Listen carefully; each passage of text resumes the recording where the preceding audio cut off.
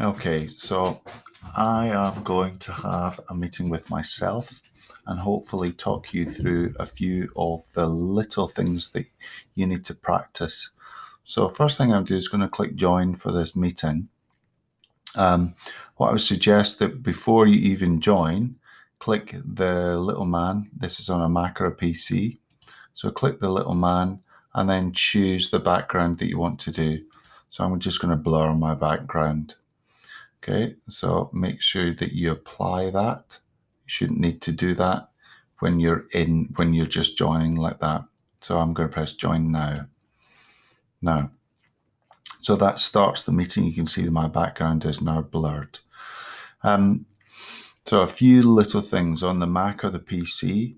This little button here shows the participants. So that goes over on the right-hand side. You can see as people join your list, and if you've got that open as they join the group, then as we said, it's a really good thing to welcome students into your class and say, hi, how are you doing? Exactly the same as you would standing outside the door of your classroom. To then access the chat. Oh, in fact, in this, if you click the little meatballs, you can ask people to join, and then you will have additional options once you've got other people joining, so that you can mute them all from there. You'll be able to mute everybody, all from within this little people tab on the side. To show the conversation or the chat, you press chat, and then you can see there's the chat for the meeting that I've got with myself. Yes, it's a bit mental, isn't it? So I could just chat to myself in that corner of the screen. Yeah, I'm not going to do it, but you'll see everything in there. And if you want to add more to the chat, you can then type them in. This is my chat. Okay? And it pops up in there. So bear in mind that we have a little bit of a glitch where if on the iPads, the profiles that we've put on them, because they're locked down so much, that if a student pops out of this camera view and goes to the chat, then they lose the camera on the screen. We don't know why, so we're still investigating that. I've approached other schools that are also doing that.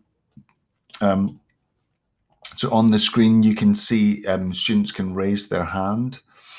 So if I want to raise my hand, it will appear on here as raised, okay? And you can then lower your hand by clicking the button to lower the hand, or use as the meeting organizer can go into the the participants view, and then you can lower the hand. So you can click on the meatballs and click lower hand. The three meatballs, so more actions, shows you how to start recording a meeting. So if you want to record, well, you're going to record your meeting, so that's going to be the first thing you're going to do. So literally go in, record your meeting. Inside there, you can then change the background effects. You can turn off all incoming video, which you won't need to do because there won't be any incoming video. If you wanted to, you can turn on live captions, which allows you, or allows this Teams, as you can see it in the bottom right of the bottom left of the screen, it will read, or it will write what I say, which is quite nice. You can change any notes or show the meeting notes or take notes for your meeting if you wanted to, and you can enter full screen should you wish to. If you want to change the background effects or turn the captions off or on, then you literally click, so background effects. I can then go back into my classroom, press apply. Okay, so which is quite nice. So that is just a quick overview of how to use your own Teams. Oh, last one, muting yourself. Relatively straightforward. Unmuting yourself and turning your own camera on and off. So if you don't want your face on the screen, You can see that that's my little avatar, and you can switch that on and off at will. Okay, so that allows you to be able to do that. Some of you will feel more comfortable having your camera off.